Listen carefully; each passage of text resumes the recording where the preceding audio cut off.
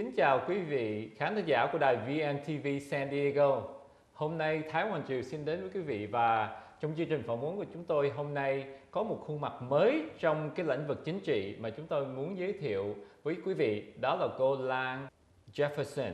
Xin chào cô Lan. Hello Lan. Hello. Now, just from your look, it's hard for me to believe you are half Vietnamese. That's fascinating.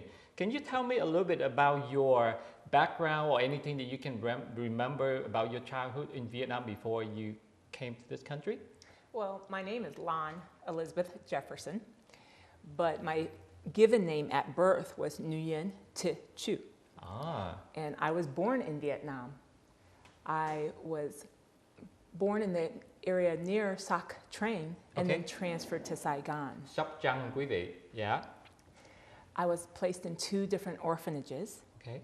I'm actually a product of the Vietnam War. I see. I was told by the nuns, or my adopted family was told, that my biological mother was a Vietnamese woman and my biological father was a Black American soldier. Okay. But I never knew them. All right. Do you remember anything about your childhood, even though that you're only a few years old? Anything that you still remember about Vietnam, the country, before you came here, or how you came here? Right. I think because in order to cope and survive, I actually have blocked out a lot of those memories. Yes. But I still have a few that are vivid. Yeah.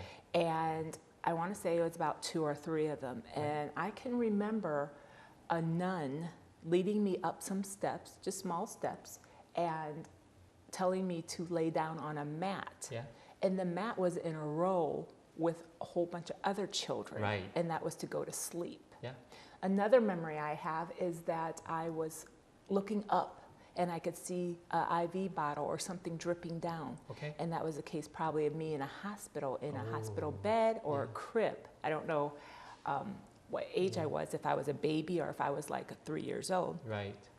I was adopted and came to America around 4 and a half. Okay. And then the last memory I have is that after coming here to the United States, I would wake up in the middle of the night from nightmares, letting my new parents know that helicopters were coming to get us. Wow. And so I would have repeated nightmares. Wow. So it's hard for a child at 4.5 years old with all of that very intense experience already. So I see your background so colorful. Now, do you think any of those colorful background impacts your decision to become a community activist in San Diego somehow? Definitely. It definitely impacted my desire, passion, and love to help people and serve people. I had mentioned to you that being placed in 2 different orphanages up until I was 4 and a half, I found out from the nuns that 4.5-year-olds, even 2-year-olds took care of babies at the orphanage. That's right. Because there wasn't enough help to go around. Right. They would change diapers and they would feed them. Right. And so it's been instilled in my life very, very early to take care of people. Wow. And I want to add with that, I had my mother, who's a social worker. Right. I have a social work degree, and that impacted my decision to always want to help people. And then also, believe it or not, being bullied or made fun of because I was different, because I was part African American and part Vietnamese, that helped me want to always fight for those that couldn't fight for themselves and stand up and be their voice. Wow, that is so powerful. Fight for the one that can fight for themselves, help the helpless. That's really, really powerful, Lan. Now, last November, you entered into the race for the Community College Board of Trustee position. And I know that you ran a very good campaign and you collect almost 36% of all the voters that vote for you, or translate into like over 56,000 votes. Unfortunately, you came short. So when you look back at that experience for the one that won that campaign, you think why they won the campaign? And if you run the campaign again, Lan, would anything that you would do differently? Jimmy, you asked some awesome questions. Thank you. I want to say my opponent won because he had so much going for him. Okay. And the first thing was that he was an incumbent. Right. He'd already been in the seat for 12 years, Wow. doing some incredible things Right. at the community college district. He also had a good reputation as far as his voting records go. He had the board trustees behind him, the chancellor behind him, and the success of the district. Right. He also had the teacher unions behind him Wow, the union. and the Democratic Party. Right.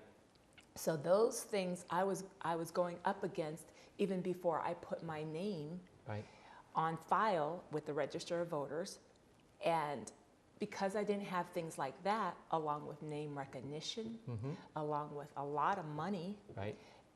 those are things that take a person to be more successful Right. if they are running for their very first time. I see.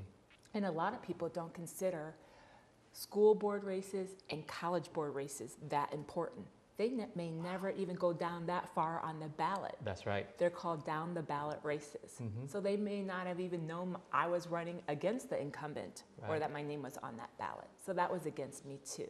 I see. Things that I would do different next time, or Right. if I had a chance to do it all over again, is that I would focus on raising a lot more money, Money. getting the votes from the community, Getting the votes from the community. Yeah. and working with the press to get my name out there and allow people to become more familiar with me and know who I am.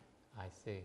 Okay, I really think you are a wonderful person and you have a lot of motive from your heart why you want to do this for the community, and at the Vietnamese community we strongly support you.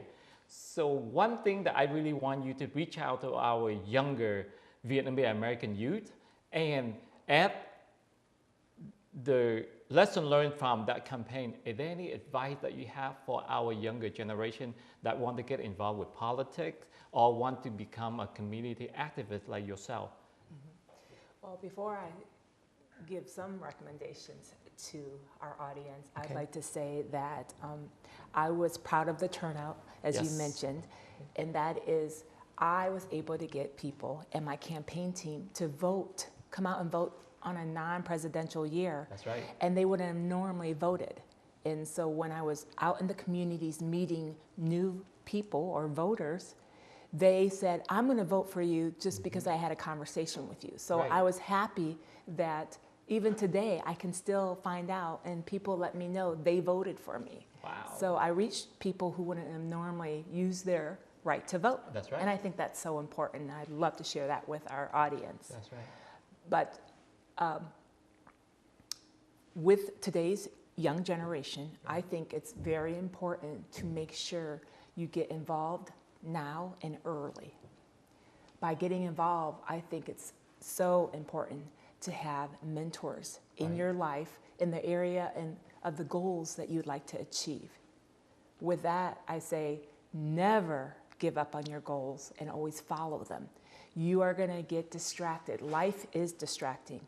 You may have people who tell you to wait Right. on your goals.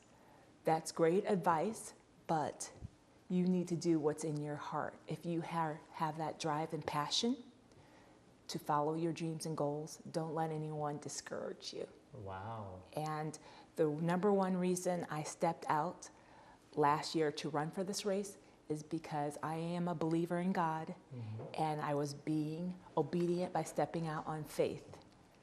When I knew and I prayed to God and He let me know it was my time, then I stepped out on faith and ran in this race. Wow, that's a powerful message that you leave to our younger generation.